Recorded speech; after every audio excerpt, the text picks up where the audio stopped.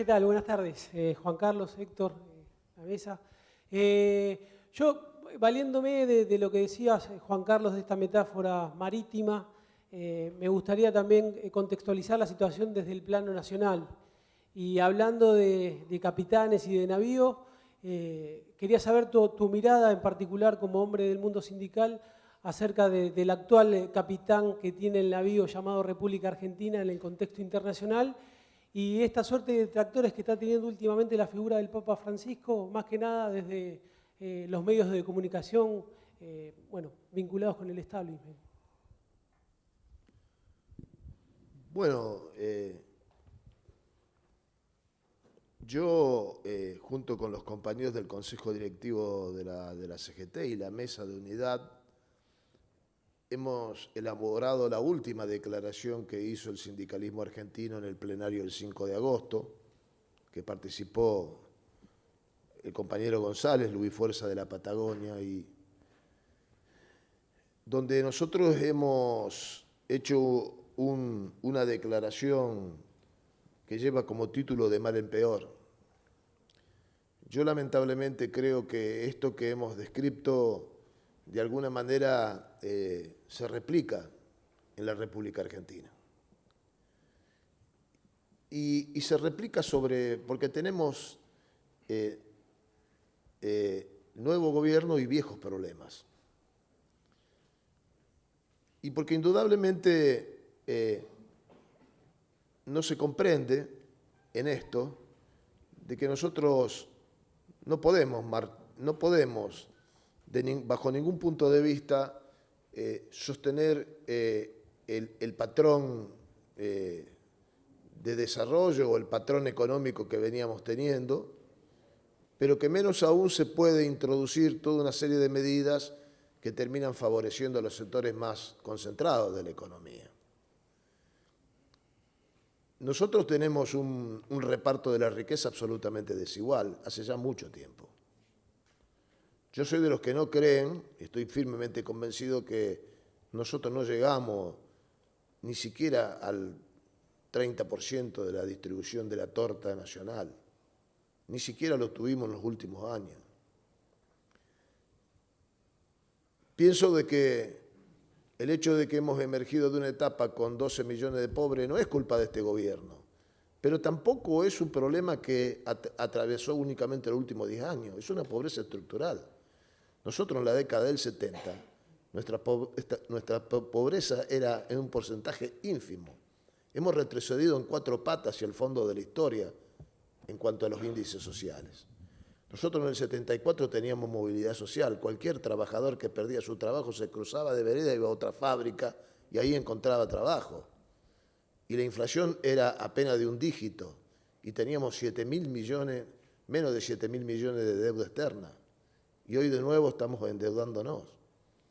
Debemos notar que la democracia, todo el periodo de democracia, tiene una enorme deuda social con todo el pueblo argentino.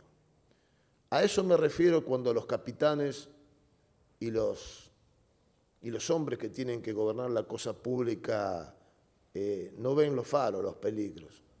Hemos vuelto a tropezar con los mismos problemas que tuvimos siempre. Es decir, después de un periodo de crecimiento, ustedes, hombres de la energía, el problema no son las tarifas, y creo que ustedes lo saben mejor que yo. El problema es que no ha aumentado la infraestructura, el problema es que no ha habido inversiones, el problema es que no hay planificación.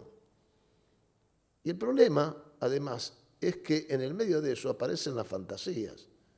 Entonces, un buen día, no importa quién, alguien dice, nosotros llevamos a la soberanía energética. ¿Qué soberanía energética? Miren, hoy hay un presidente que dice que nos tenemos que estar en pata o con remera, pero no hace mucho tiempo había un ministro que nos decía que cuidemos la graduación del aire acondicionado porque había mucho aire acondicionado. Entre una cosa y la otra aparece el drama de que realmente no estamos preparados para que si hay un crecimiento económico tengamos la infraestructura que nos posibilite eso. Y eso no solamente pasa en la energía, pasa en la red de transporte. Yo vengo del transporte y yo les puedo asegurar nosotros estamos fuera en gran parte de la competitividad del mercado mundial porque tenemos déficit dentro de nuestra propia frontera y porque es caro poner las producciones sobre los sectores portuarios. Nosotros tenemos problemas en nuestra matriz educativa porque realmente necesitamos revisar nuestra matriz educativa para los tiempos que vienen. Porque si queremos seguir enseñando con nuestra matriz educativa en clave del siglo pasado, estamos jodidos. Estamos jodidos porque las realidades de hoy son otras. Entonces, de verdad, me parece que el desafío está en salir por arriba de esta encrucijada, de este laberinto, en clave política. Y eso requiere de una alternativa política que surja también de las entrañas de nuestro pueblo, donde nosotros vamos a tener alguna responsabilidad, pero es de todos la responsabilidad. Es muy común con estos últimos días, lo hablábamos ayer con los compañeros, vengan y nos golpeen la puerta a los sindicatos y dicen, bueno, ahora ustedes tienen que salvar la situación. Pero bueno, pero hasta hace poco tiempo éramos el diablo frente a estas... cuando confrontamos enseguida aparecen que queremos o desestabilizar, o poner palos en la rueda, o obstaculizar no sé qué cosa. Entonces, por eso es importante que nosotros recojamos las enseñanzas y este análisis que hace, de nuevo, Francisco. Francisco no lo dice, ¿no? Lo que pasa es que los argentinos muchas veces eso lo tomamos como que es un problema nuestro nada más, o que el Papa es nuestro, con nuestra particularidad, y entonces lo desarrollamos todo en clave nacional. Y en realidad, el hombre estalla y le habla a todo el mundo, no nos habla únicamente a nosotros. De modo tal que yo sí creo que estamos atravesando una situación muy complicada, que requiere de toda nuestra inteligencia para responder y de construir una alternativa política que no nos permita caer en el vacío. Y termino con esto. Miren, la última vez que hubo una crisis institucional grave y que se profundizó con lo económico, en la Argentina murieron 37 compatriotas. 7 de ellos murieron en el triángulo que va de la Plaza de Mayo hasta la Avenida 9 de Julio. Si revisamos para atrás, eso siempre había ocurrido en el interior. Los muertos morían en las provincias, nunca en la capital federal. Esta vez murieron en el corazón del país. Entonces, ahí hay que ser cuidadoso en ver cuáles son las respuestas que le damos a toda esta situación y actuar con la mejor inteligencia, porque de verdad yo creo que esto nos está interpelando a todos. Esto que pasa, este proceso electoral, esto que está ocurriendo y todo lo demás, nos está interpelando a todos. Y todos tenemos que contribuir a tomar la mejor decisión. Juan Carlos, en la exposición, volviendo a la exposición de presentación del libro, vos hiciste mención a 2 o 3 conceptos que a mí me gustaría vincularlos para formularte un interrogante. El primero, la definición de civilización, ¿no? Un concepto que parece bastante más contradictorio de lo que su mera enunciación dice. Walter Benjamin decía, todo triunfo de la civilización es un acto de barbarie. Y cuando uno se pregunta, lleva preguntando si los bombardeos en Siria por parte de países europeos son un triunfo civilizatorio, ¿no? Y las consecuencias que luego muy bien describiste. Somos parte de ese proceso histórico que denominamos una civilización. En segundo lugar, mencionaste el contenido de la encíclica, que tiene mucho que ver con el ambiente y la manera en que civilizatoriamente lo destrozamos, ¿no? Por una cultura del consumo interminable, indiscriminada e insaciable. Y por otro lado dijiste que era una mirada en clave sindical. Esas 3 cuestiones formuladas de conjunto, como parte de un mismo universo conceptual, la pregunta sería, si la presencia de Francisco, si lo que el contenido de la encíclica expresa nos interpela, las organizaciones sindicales, que somos parte del modelo productivo que asiste ese modelo de consumo, ¿qué reflexión merecemos y debemos hacer? ¿Qué cambios deberíamos hacer conceptual, instrumentalmente, para construir una alternativa política que salga de este derrotero que nos está llevando inevitablemente a nuestra autodestrucción.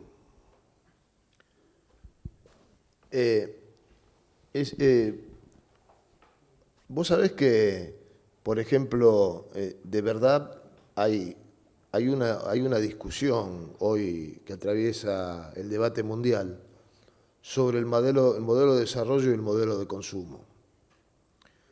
Es un debate que de verdad ha arrojado muy pocos resultados, porque, por ejemplo, las cumbres climáticas y todo esto no han avanzado en ningún tipo de compromiso, por ejemplo. Y yo estoy convencido de que recién van a dar algún resultado cuando de verdad empiecen a perder plata, mucha plata, los sectores del capital, como ya están perdiendo cada vez que hay inundaciones grandes y todo lo demás, particularmente Europa, pierde muchísimos recursos. Pero además, el movimiento sindical está teniendo toda una mirada mundial acerca de lo que se llama la economía verde, acerca de lo que se llama las industrias no contaminantes, y tratar de ir buscando de alguna forma un equilibrio entre el modelo de consumo y de desarrollo y lo que se denomina el destino universal de los bienes. Ahora, y yo insisto, yo creo que ese es un problema que supera nuestra estructura. Porque de verdad eso requiere de un cambio cultural, un enfoque absolutamente distinto que tenemos como especie, digo.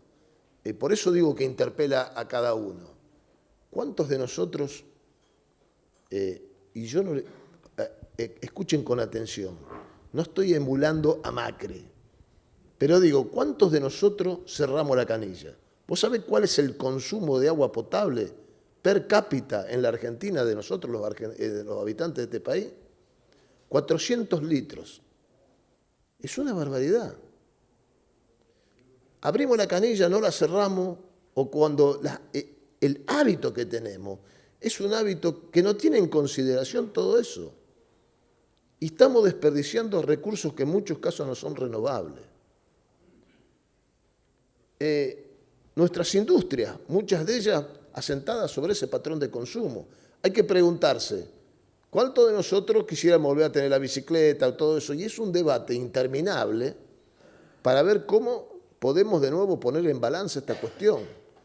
Porque de verdad, si nosotros vamos a un patrón de consumo al estilo occidental, no nos alcanza el planeta.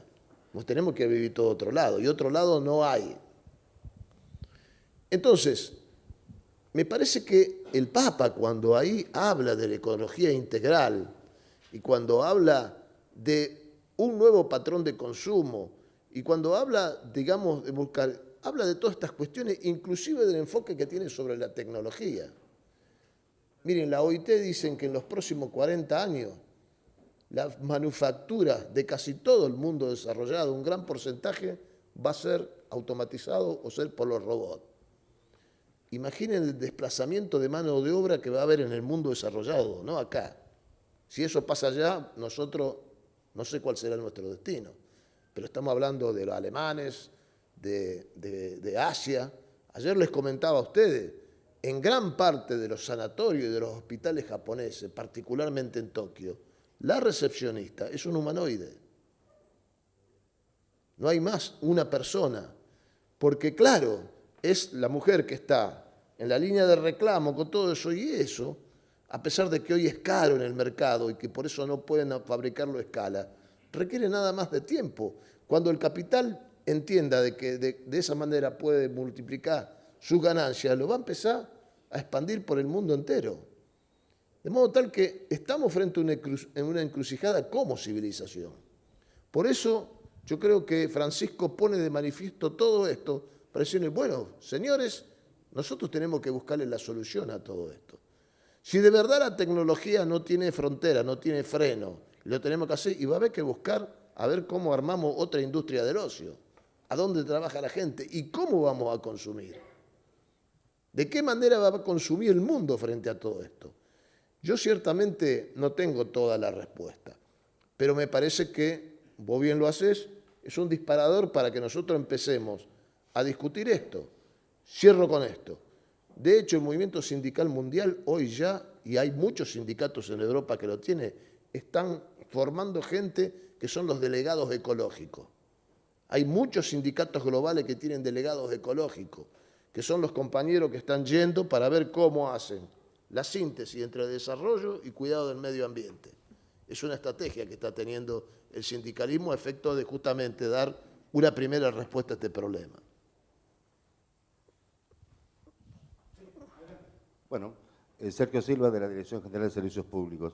Mi pregunta es más que nada, antes que nada agradecerles la charla y las explicaciones que nos está dando en base a las investigaciones que usted llevó a cabo, que vienen muy bien.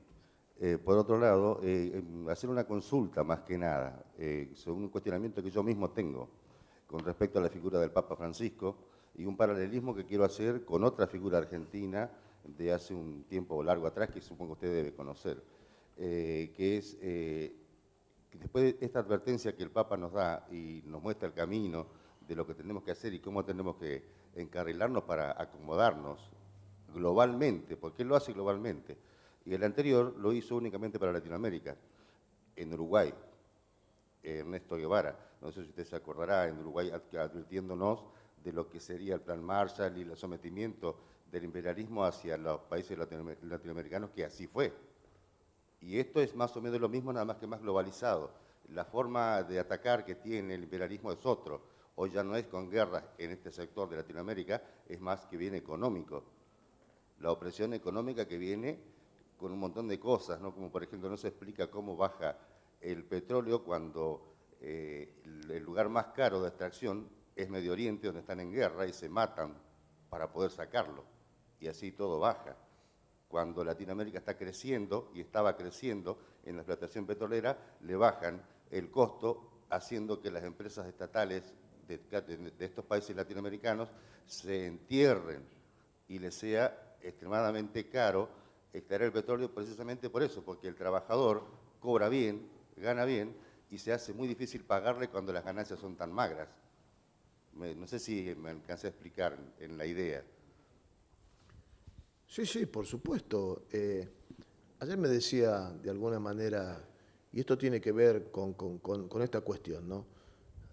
Ayer decía Héctor, nosotros vivimos de las regalías, esta región está sentada sobre las regalías, y no ha habido una planificación capaz de romper ese cerco, es decir, de tener una economía que esté más diversificada en otras áreas comparativas que seguramente debe tener la Patagonia. Es la historia del monocultivo, es la historia del café. Si nosotros miramos la historia del café, la historia del cacao, la historia de la caña de azúcar, es esa historia. Entonces, lo primero que hay que tener bien presente siempre es que somos una economía de la periferia y que por lo tanto nosotros no dominamos los precios del mercado mundial. Esto, como bien lo dice el compañero, siempre ha sido regido por otras cuestiones. La guerra, el control de los tráficos, ha sido justamente para dominar el mercado energético y de alguna manera, de esa manera, formatear los modelos de desarrollo en todo el mundo. También en los alimentos pasa lo mismo. Hay una cuestión que ha pasado casi desapercibida y que de alguna manera estaba en el trasfondo de la lucha por la 125. Que ustedes lo vivieron de otra manera porque por las características de la Patagonia, no es la pampa húmeda.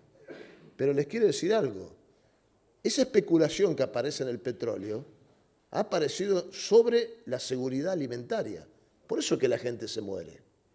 Es decir, de repente, hace más de 10 años para acá, los capitales especulativos fueron sobre el precio de los alimentos. Entonces de repente encontramos con que el arroz se fue al carajo y empezó a haber hambruna y revueltas en Asia. Porque el arroz en el continente asiático es el pan que nosotros comemos a través del trigo. Exactamente. Y ahí ha habido también, y esa pelea y ese problema sobre la seguridad alimentaria del mundo no ha terminado. porque la especulación sigue estando presente y los fondos especulativos van allí de forma tal que allí es donde se produce mucho alimento, pero hay gente que no lo puede comprar porque el precio se va a las nubes. ¿Qué quiero decir con esto? Y esto tiene que ver con algunas de las cosas que hablamos ayer. Tiene que ver también con nuestra mirada regional. ¿Con quién comerciamos? ¿Cómo nosotros nos defendemos de esos flujos y esos tremendos sacudones que hay en el tablero internacional? Y tiene que ver con nuestra capacidad de tener una alianza con los países que están alrededor. Ahora, dramáticamente, con la llegada del nuevo gobierno, nosotros de nuevo empezamos a mirar a zonas de libre comercio, asociaciones de libre comercio que terminamos rechazando hace algunos años atrás en Mar del Plata, cuando nos querían meter en el ALCA. Ahora, de nuevo, aparece esa amenaza. Y como dice acá el compañero que sabe más que yo de estas cuestiones, no se trata de que nosotros no comerciemos ni con China, ni con Rusia, ni con los marcianos. Se trata de que nosotros negociemos desde nuestra propia identidad y con nuestra propia conveniencia, y no que nos lleven a un lugar donde efectivamente terminamos entrando a la cancha perdiendo 1-0. Y este es un problema que hay que seguir muy de cerca, porque como aquello fue derrotado por los gobiernos de la región en aquel momento, lo que está apareciendo ahora es mucho más sutil. Parecería que nos va a venir a favorecer, pero en realidad vienen a tratar de nuevo a meternos en la trampa del libre comercio, que nunca fue libre. El libre comercio no fue nunca libre. Acá ese fue un invento, si no me equivoco, de los ingleses, ¿no? De los ingleses con la libertad de los mares, pero en realidad ellos controlaban todo el comercio y decían quién cultivaba, quién fabricaba y todo lo demás. Y eso es más viejo que el agujero del mate. Y lo que está pasando ahora es que de nuevo vamos hacia una política de relaciones exteriores donde esto aparece como una amenaza concreta, donde no solamente va a haber problemas en la energía o en el petróleo, sino que va a haber problemas en otros rubros de la economía. Por lo tanto, sí, hay una figura del Papa que está denunciando todo esto, y a mí me parece, cuando fue al Congreso norteamericano, yo les sugiero que lean la intervención en el Congreso norteamericano, él describe muy concretamente ante las águilas del Congreso norteamericano, miren, le dice, acá tenemos un problema, si nosotros seguimos por este camino, ustedes que son hijos de todo ese enorme experimento que es Estados Unidos, van a tener problemas como no los tienen. Y de verdad, ustedes miren que hay hoy un problema muy serio, la irrupción del terrorismo. El terrorismo internacional no como una guerra religiosa, sino como una respuesta desesperada de tipos que se han ido al extremo del fundamentalismo y ponen en jaque cualquier sistema de seguridad. Y digo, este es un problema que nosotros todos, porque muchas veces se cree que la Argentina está fuera de ese esquema. Primero que no, porque ya tuvimos 2 atentados. Y tercero, por esto que se acaba de decir también acá, que me animo a decir, el Papa es argentino y por lo tanto ser argentino nos convierte en un blanco. ¿Por qué no complementás esto, Carlos? Porque vos sabés más que yo de esto. Bueno, no sé si sé más o no, pero sí puedo decir algo que creo que Juan Carlos mencionó con muchísima claridad. En los sistemas internacionales, la libertad es una construcción artificiosa. La libertad la crean los países centrales. Por eso hay libertades según el estrato histórico que tomemos. Hay libertades de una forma, después esos parámetros de libertad cambian y así podemos ir viendo que la libertad del siglo XVII no es la misma del siglo XVIII, la del XIX, del XX o la del XXI, ¿no? Y la periferia, vale decir nosotros, que ese es otro de los problemas que tiene la sociedad argentina a veces. No terminamos de entender de que somos un país periférico, no por ubicación geográfica, sino por nuestro entramado de desarrollo económico y social. La periferia es un complemento del centro y siempre Por eso uno puede hablar de centro y periferia o centro y dependencia. Siempre vamos a tener una estructura de país dependiente. Así es el rol que nos otorga el concierto internacional. Ahora, está en nosotros revertir esto. Juan Carlos ahora anunció algo que creo que es muy importante. En un momento se dio una batalla contra el ALCA, que fue exitosa, pero los imperios no se desaniman fácilmente. Ante un fracaso, replantean su estrategia, mejor dicho, sus tácticas, pero la estrategia sigue siendo la misma. Ahora tenemos una organización aparentemente maravillosa, que nunca nos habíamos dado cuenta, que es los países de la cuenca del Pacífico. Y entonces nuestro presidente nos quiere llevar en forma impetuosa a esa organización, abandonando las estructuras tradicionales que tuvo Argentina de integración regional, aduciendo que no han sido exitosas. Bueno,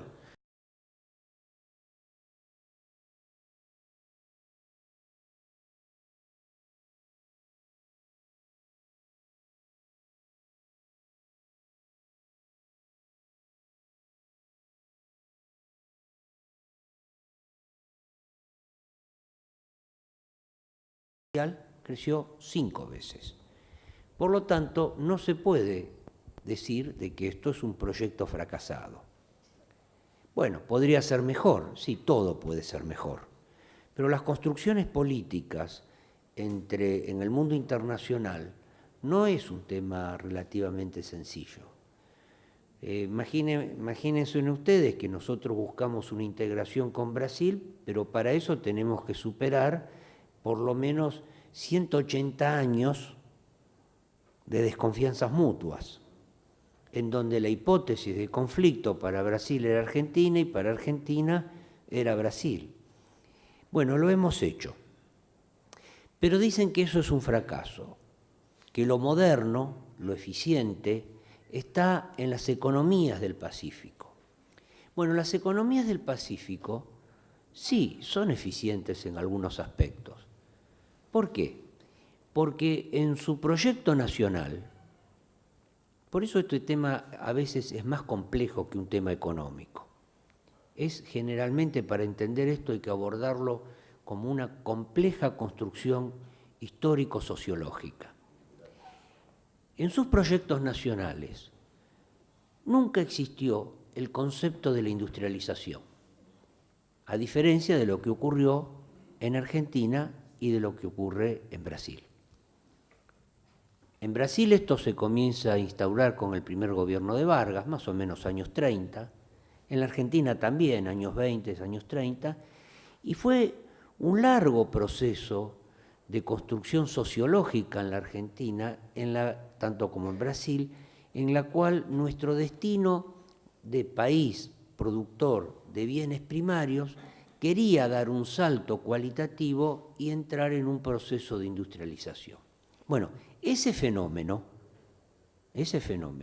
no ocurre en los países del Pacífico. No ocurre en Chile, no ocurre en Perú, no ocurre en Ecuador, no ocurre en Colombia.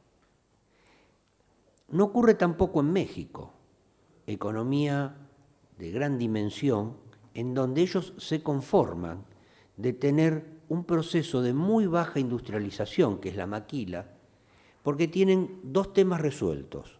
El primero, que tienen el mercado al lado y que ese mercado es el que genera ese proceso de industrialización.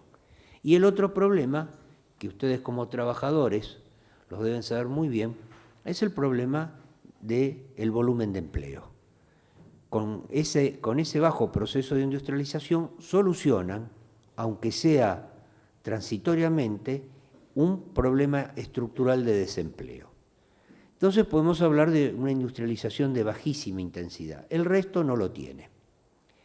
Entonces, generar un acuerdo de libre comercio entre un desarrollo industrial, digamos, medio, como puede tener Argentina, un poco más sofisticado Brasil, y un conjunto de países que no tienen y no desean tener una estructura industrial en donde basan su modelo de desarrollo fundamentalmente en la exportación de servicios de transporte, de flete, seguros, intermediación financiera, etcétera, etcétera, cosa que es muy importante. Pero estamos comparando dos estructuras distintas. Entonces, esto es un abordaje, yo le llamaría la fase 2 del ALCA. O sea, a ver si por este mecanismo las economías industrializadas de América del Sur caen dentro de una estructura que no tiene objetivos industriales. Por lo tanto, el proyecto de dominación va a ser mucho más fácil y mucho más claro. Hace una semana atrás, lo hablamos con Juan Carlos, yo tuve una interesantísima reunión con el ex canciller de Brasil, Celso Amorim, y precisamente coincidía plenamente en este tema. O sea, esto es como si estuviéramos hablando en términos ajedrecísticos, una perfecta celada. Creemos, bueno, quieren hacernos creer, porque acá estúpido no hay ninguno, el último murió con los dinosaurios que están acá en el museo, quieren llevarnos a ese esquema haciéndonos creer que estamos dando un salto cualitativo en nuestra modernización, en nuestra integración, en nuestra proyección mundial. Es precisamente una vuelta de tuerca en el proceso de sumisión de economía periférica a las economías centrales. Bien, vamos ya en el tramo final de esta charla a escuchar la última pregunta que está por allá. Juan Carlos, una pregunta con respecto a tu parte del libro donde hablas del Laudato Si, la encíclica del Papa con respecto al cuidado de la casa de todos, que también está interpretado, uno interpreta el tema de medio ambiente, que el Papa le da mucha importancia y vos te referías anteriormente en tu disertación. ¿Cómo opinás, qué opinás o qué opinión tenés con respecto, digamos, vos recién hablabas de la reunión o de lo que charlaste con Héctor con respecto, vamos a circunscribirlo a Chubut, donde una provincia que tiene muchos recursos naturales, tenemos mar, tenemos cordillera y tenemos principalmente petróleo, pero que el 56% de los ingresos de esta provincia son regalías petroleras. Es decir, sobre un presupuesto de 32.000 millones de pesos que tiene la provincia, el 56% son regalías, de las cuales hoy el Estado tiene que poner mensualmente plata en el convenio que tiene con el Estado Nacional para poder subsidiar el tema de la fuente de trabajo. Con respecto a eso, y con respecto a lo que significa el cuidado del medio ambiente y con la remediación ambiental, digamos en esto, hoy desde el punto de vista, yo no soy empresario del petróleo, pero desde el punto de vista de la opinión del sindicalismo, me parece que en una etapa de crisis como tenemos hoy en la Argentina y principalmente en la provincia, por ahí uno tiene que dejar pasar determinadas cuestiones con respecto al medio ambiente, porque las empresas siempre lo que te plantean desde el punto de vista, cuando uno los va a intimar con el tema de remediación ambiental, es que tienen que sacar gente o que los números no les cierran porque si no tienen que sacar gente. Tu opinión con respecto a lo que vos hablabas recién, que es muy importante del sindicalismo con el tema de la opinión del sindicalismo en general con respecto a lo que es el medio ambiente que vos recién te referías. ¿Cómo pensás vos que hay que encarar desde el punto de vista de una provincia productora, desde el punto de vista de recursos naturales como Chubut y el sindicalismo en sí, para que la provincia pueda tener una remediación ambiental? Aquí en Chubut el 90% de las empresas no hacen remediación ambiental, es decir, que dejan el pasivo ambiental y el pasivo queda dando vuelta, es decir, pero en esto me parece que tenemos que estar todos involucrados, no solamente los que dueños de medios o los que somos parte, sino principalmente también la clase trabajadora, que es la que termina negociando día a día con las empresas, que es lo que hacen en el campo, ¿no? Lo primero que hay que poner de relieve es que nosotros estamos asentados en un programa, en un desarrollo económico de carácter extractivista. Acá, con el petróleo, en la zona central, con lo agrario y en otros sectores de la cordillera más arriba en el NOA con la minería. Es decir, y acá también. Vale decir, cuando yo hablo del patrón de desarrollo o de crecimiento económico, estoy hablando de esto. Porque la solución final es que acá no esté únicamente asentado en la extracción petrolífera. Porque además todo eso no lo controla el país. Siempre hay vaivenes en el mercado mundial. Y debería haber otro tipo de desarrollo económico o de centros de producción que le diera otra alternativa. Pongamos por caso, digamos, esta cuestión. Acá se le han reducido a los sectores dominantes retenciones que van particularmente dirigidas hacia los agronegocios y hacia la minería. Ahora, estos sectores, en lugar de contribuir para que no se caiga el costado fiscal y todo lo demás, han embolsado todo eso y reparten la utilidad de fuera del país. Entonces, ¿cuál es el negocio acá? Digo, es sencillamente pegarse un tiro en el pie. ¿Alguien puede creer que si yo le voy a levantar retención y todo lo demás, esto no se va a trasladar a los precios o va a hacer caer la recaudación fiscal? Y estamos en ese drama. Entonces, eso nos lleva a otra cosa, nos lleva a otro capítulo. El gobierno dice que tiene un equipo de lujo. Han puesto los mejores hombres, los mejores gerentes, los hombres que conocen el manejo de las empresas al frente del manejo de la cosa pública. Parece ser que hicieron mal los cálculos. Yo siempre recuerdo lo que decía Paenza respecto al éxito, porque los empresarios siempre buscan el éxito. Y Paenza sabía decir, yo llegué a donde estaba el éxito y allí no encontré nada. Digo, yo creo que se ha derrumbado esta primera cosa en esta primera etapa y no va únicamente por Aranguren, va por otros también. Digo, hemos puesto sombra Dietrich, que está en el área nuestra. Vos cuando lo vas a ver a Dietrich, tuvimos hace poco una reunión, Dietrich te dice, mire, mejoramos la infraestructura en el aeropuerto de Córdoba, estamos haciendo 3 o 4 metrobús más y todo lo demás. Sí, pero en la zona de Rosario, yo vivo ahí cerca y hablo con propiedad, en época de la cosecha, vos tenés 15.000 camiones por día circulando hacia el complejo oleaginoso. 15.000 por día. Tal vez no tenga la misma dimensión de esto, del impacto ambiental esto, pero te puedo asegurar que rompe la infraestructura, jode la vida de todos los pueblos que está ahí alrededor, termina contaminando por los químicos que le meten a los fertilizantes y termina siendo un drama para toda la región. Y sin embargo nadie toma una decisión de reactivar corredores ferroviarios que tienen que decomprimir esta situación. Entonces, lo que digo es, nadie se plantea mirar más allá. Y voy a otro capítulo más. Y yo creo que esto está íntimamente ligado a nuestro esquema político, a nuestra forma del proceso eleccionario y a la falta de apego no, ni siquiera a lo moral, quiero a lo trascender, al manejo de lo que se denomina el servicio público. ¿Qué son al fin y al cabo los gobernantes, los diputados? Son servidores públicos, le pagamos entre todos. No para que se queden ahí cuando llegan, sino para que hagan un buen ejercicio porque nosotros le estamos encomendando que hagan las cosas bien para todos, que nos cuiden. Bueno, eso está, parece que es fácil de entender, ¿no? Pero es mucho más difícil de ejecutar. Y digo, me voy a ese capítulo porque a mí me parece una obscenidad el hecho de que nosotros cada 2 años tenemos que estar eligiendo gente de nuevo. Todo el mundo hoy está velando las armas para ir a las elecciones del año que viene. Y a mí me parece una tragedia, porque si tenemos gente que no come, si tenemos este problema en la Patagonia, si se nos cae el empleo acá, si estamos contaminando allá, nos tenemos que ocupar de eso antes de ver a ver quién va a llegar a todo eso. Y tenemos que construir una alternativa.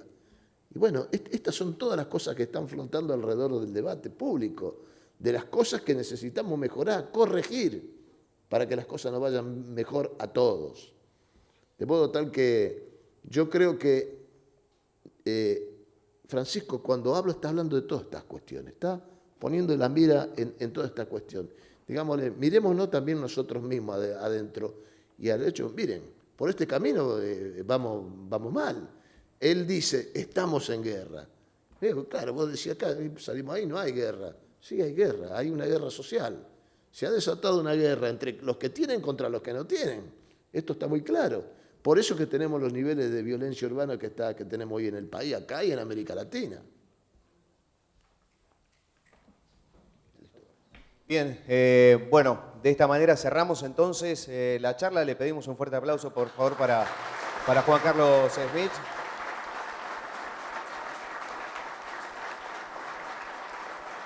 Fuerte aplauso también para Carlos Piñero Iñiguez. Y por supuesto para Héctor González, que estuvo en la mesa como parte de la organización.